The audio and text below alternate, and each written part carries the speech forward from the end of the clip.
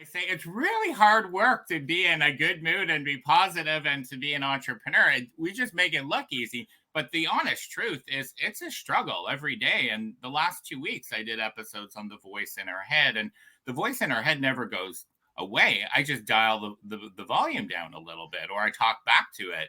But there's a cost to avoiding it. There's a cost to avoiding it, and that's the last question I'll ask: is the people that we all know people that we see something way bigger for them, but they have to see it and move into action. What's the cost of avoiding those blind spots for people? Phew. It's you hit on something that is near to my heart, and I can see people's potential, and clearly they can't see what I see, and I push them and I challenge them, but sometimes they don't have it, or the fear is so big and so paralyzing, they can't have that breakthrough.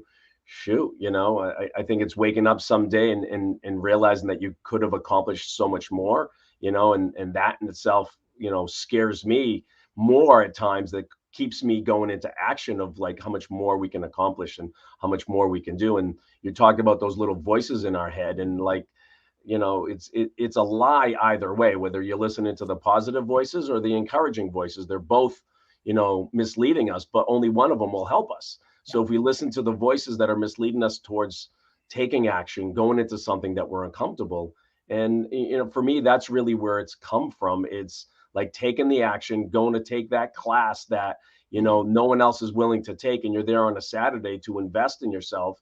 And the next thing you know, I get a little bit better at public speaking, and I'm still bad at it, but uh, it's willing to take those little steps towards improving yourself. So I don't know what's at stake for you if you don't take any action. It's a great, Well, it's an I, individual thing.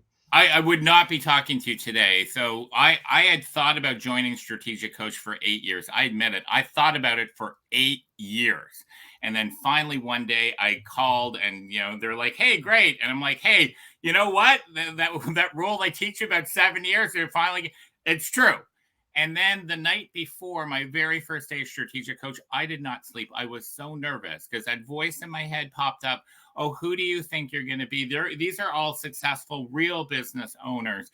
Who do you think you're going to be?" And then I walked into class, and the first person I met was Kevin Cassidy, and I shook his hand, and we bonded over the love of the Bruins. Honestly, we didn't bond over the love of business, but got to know each other and then developed a friendship. I ended up doing something for him. He introduces to me and Dan, and so I'm so grateful, because I honestly think of that daily, Jim, how my life would be different if I didn't do the uncomfortable stuff.